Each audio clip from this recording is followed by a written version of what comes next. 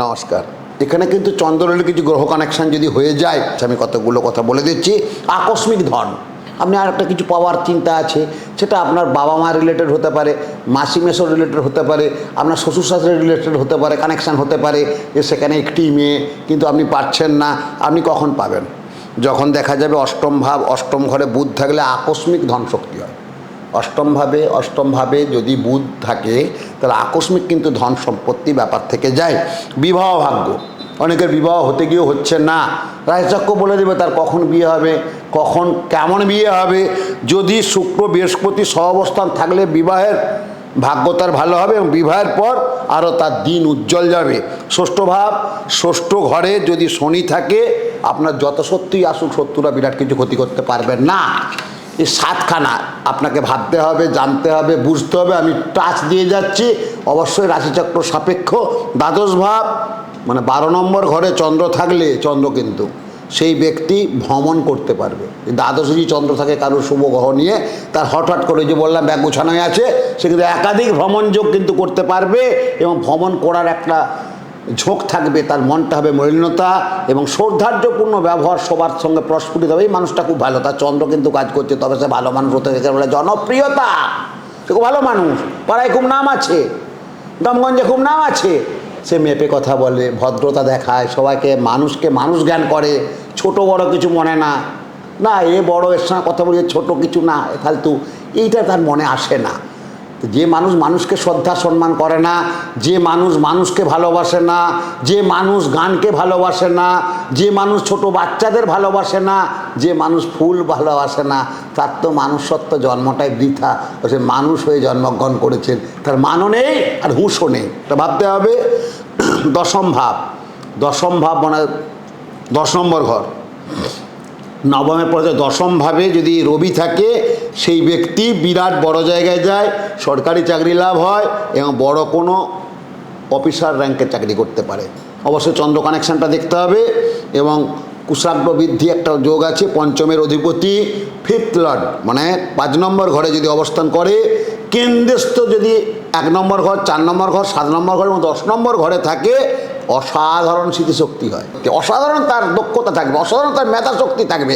অবশ্যই তার রাশিচক্র ভীষণভাবে গ্রো করছে বলে। আবার পূর্বাভাস বা পূর্বাভাব তার যদি দ্বাদশ ভাবে মানে 12 নম্বর ঘরে কেতু থাকলে ভবিষ্যতের কি কি ঘটবে তার মধ্যে একটা এসে যাবে, এইটা ঘটতে পারে, তাই ঘটে গেল, এটা হয়ে যাবে, হয়ে গেল, এটা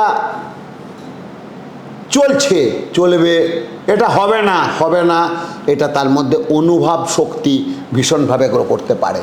এটা বারবার বলছি আমি, এগুলো রাশিচক্র বলে দেবে। চন্দ্রের কারকতা বললাম, কোন কোন গ্রহ রিলেটেড থাকলে আমাদের কতকগুলো জিনিস আছে, কর্ম, অর্থ, ভাগ্য। ছেলেদের এডুকেশন প্রত্যেক বাবা মা চায়। আপনি কি করবেন? প্রজ্বলিত প্রদীপ কিন্তু একটা বিরাট জিনিস। আমরা প্রদীপ তো জ্বালাই, বাড়িতে প্রদীপ জ্বালাবেন, আলাদা একটা শক্তি পাবেন, ইতিবাচক শক্তি বহন করে। প্রদীপ জ্বালালে, প্রজ্বলিত প্রদীপ, এবং প্রদীপটা তুলো দিয়ে জ্বালাবেন, সরষের তেল দিয়ে দিতে পারেন, ভীষণ ভালো হবে, এবং ঘি দিতে পারেন, ভীষণ ভালো হবে। কিন্তু আমরা প্রদীপ নিভে গেলে কি করি? ওই সলতেটা নোংরা জায়গায় ডাস্টবিনে, বাড়িতেও একটা ডাস্টবিন থাকে, ফেলে দিই। এটা ফেলবেন না, বাড়িতে কিন্তু নেগেটিভ এনার্জি হবে, পজিটিভ আসবে না। আমরা কিছু পড়ি না, এগুলো ফেলে দিই, পড়বেন না। এটা বিশ্বাসের সাথে আপনাদের সামনে তুলে ধরছে। ছোট ছোট জিনিসগুলো নিয়ে কোথায় ক্ষতি হতে পারে আপনি নিজেও জানেন না। আমি আগে বলেছিলাম যে আমরা সব বাড়িতে বাসন রান্নাঘরে থাকে তো, শোকেসের মধ্যে থাকে, মাজা ঘষা সুন্দর থাকে। এই একটা চিরকে ফাট হয়ে গেল, আপনি তো এই বাসনটাতে ফেলবো, মায়া লাগছে, আপনার বিরাট ক্ষতি করছেন। আপনার বাড়িতে ঝনঝনানি আওয়াজ, সংসারটা ঝনঝন করবে। আপনার বাড়িতে যে অন্নপূর্ণা কিন্তু থাকবে না, মা লক্ষ্মী অচঞ্চলা, বাতে ফাটা বাসন বাড়িতে রাখবেন না। তাহলে ওই সলতেগুলো কি করবেন? আপনি 10 দিন একটা একত্রিত করে একটা কৌটোর মধ্যে রাখবেন, সুন্দর করে রাখবেন, ভীষণ ভালো হবে। 10 দিন পর একাদশ দিনে একটি বড় প্রদীপের কর্পূর দেবেন, একটা প্রদীপ তো আছেই আপনার বাড়িতে, কর্পূর দেবেন, 4টি লবঙ্গ রেখে ওটাকে জ্বালাবেন। জ্বালার পর আপনি কালো একটা বস্তু পাবেন, ওটা নিয়ে একত্রিত করে ছোট্ট পুল্লির মধ্যে নৈরিতকণা দিয়ে দিবেন। আর তার যে ছাই ভস্যটি আছে, আপনি পরে ব্যবসাতে যাবেন, আপনার সন্তান পরীক্ষাতে যাবেন, ওটা কপালে দিয়ে দেবেন। আমরা নজর রাখলে কালো টিক দিই তো, এটা করে দেখুন না, ভীষণ ভালো রেজাল্ট হবে। এবং এই যে প্রদীপের যখন ধোঁয়াটা হবে, ধোঁয়াটা যদি সব ঘরেতে একটু দিতে পারেন না, আপনার বাড়িতে অনেক নেগেটিভ চলে যাবে এবং আপনাদের বাচ্চা শিশুর উপর কিন্তু একটা নেগেটিভ প্রভাব চলছে। প্রায় সময়ই পায়খানা হচ্ছে, বমি হচ্ছে, খেতে চাচ্ছে না। এটা করে দেখবেন, বিশ্বনাথ একটু সহজভাবে বুঝিয়ে দিল, করে দেখুন না, ভীষণ ভালো কাজ করবেন। এবং ঘরে অশান্তি হচ্ছে, প্রতিনিয়ত স্বামী স্ত্রীর মধ্যে ঝগড়া হচ্ছে, লড়াই চলছে, নেতিবাচক শক্তি দূর করার জন্য কৃষ্ণপক্ষের শনিবার সন্ধ্যার সময় এটি কালো কাপড়ে কিছুটা ফিটকেরি নেবেন। কৃষ্ণপক্ষ, শুক্লপক্ষ 15 দিন, কৃষ্ণপক্ষ 15 দিন। কৃষ্ণপক্ষের পর পড়ে যাচ্ছে প্রতিপদ, দ্বিতীয়া, তৃতীয়া, চতুর্থী, পঞ্চমী, ষষ্ঠী, সপ্তমী, অষ্টমী, নবমী, দশমী, একাদশী, চতুর্দশী করে আবার আমরা ঢুকে যাচ্ছি শুক্লপক্ষ। সেই শুক্লপক্ষ আর কৃষ্ণপক্ষ অবশ্যই কিন্তু মানবেন, কৃষ্ণপক্ষটা অবশ্যই মানবেন। যাদের শনির দোষ চলছে কৃষ্ণপক্ষের শনিবারটা করবেন। শনিপক্ষ শনিবারে সন্ধ্যার সময় একটি ছোট্ট কালো কাপড় নেবেন, কিছুটা ফিটকেরি রাখুন, 7 চিমটে মানে 7 চামচ, ছোটো চামচ বাড়িতে আমাদের থাকে, নুন চামচও ছোটো হয় জানেন, ওই ছোটো চামচে সিন্ধুক লবণ নেবেন, সন্ধক লবণ যেটাকে বলা হয়, একসাথে দিয়ে আপনি কিন্তু ওই নৈদিতক্ষণে আবার ঝুলিয়ে রাখবেন। সন্ধ্যার সময় একাদশ দিনের বেলায় ওটা নিয়ে কোনো অসত্য গাছে দিয়ে দেবেন। দেখবেন আপনার যে স্বামী স্ত্রীর মধ্যে প্রতিনিয়ত একটা ঝগড়া হচ্ছে, কোথাও কিছু না, অফিস করে আসছে স্ত্রীর সঙ্গে ঝগড়া, একটা কলম নিয়ে ঝগড়া, একটা সামান্য তরকারি নিয়ে ঝগড়া, এগুলো কিন্তু আমাদের সংসারের প্রতিনিয়ত প্রায় ঘটে থাকে, চলছে। এরকম আমার প্রবলেমকে সলভ করতে হয়েছে অনেকভাবে, অনেক কিছু আমি দিয়ে, এভাবে করুন, এটা করুন, এটা করুন, আজ তারা ভালো আছে। এটা করবেন, ভীষণ ভালো হবে। নেতিবাচক অশুভ শক্তি থাকবে না, শুভ শক্তি আসবে। এটা বিশ্বনাথ শাস্ত্রী বলছে, করে দেখুন। এগুলো কিন্তু চন্দ্র রিলেটেড, এগুলো কিন্তু যে চন্দ্র হচ্ছে মন, চন্দ্র হচ্ছে মাতা, চন্দ্র হচ্ছে গৃহ। এবং গত সপ্তাহে একজন এলো, এসে বললো দেখুন আমি তরল পদার্থের একটা বিজনেস করতে চাই। আমি একদম করবেন না, আপনার চন্দ্র যে জায়গায় আছে তরল পদার্থের বিজনেস চলবে না, আপনি এই ধরনের বিজনেস ট্যাগ ঘুরিয়ে দিলাম।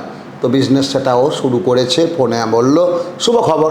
তো আমরা রাশিচক্র ধরে তার কোন বিজনেসটা হবে সেটা জ্যোতিষশাস্ত্র বলে দিতে পারে, আর এই অধমের বিশ্বনাথ শাস্ত্রী ক্ষুদ্রাতীত মানুষ বলতে পারে। জয় মা তারা, নমস্কার।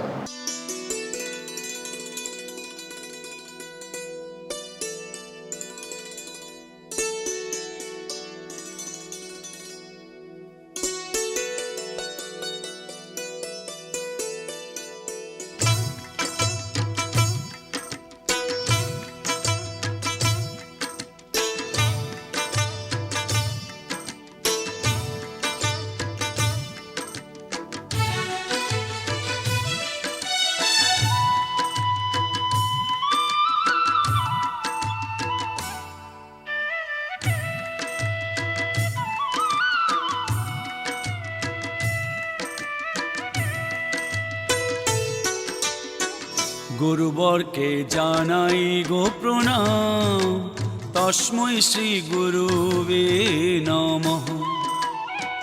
গুরুবরকে জানাই গো প্রণাম, তস্মৈ শ্রী গুরুবে নমঃ।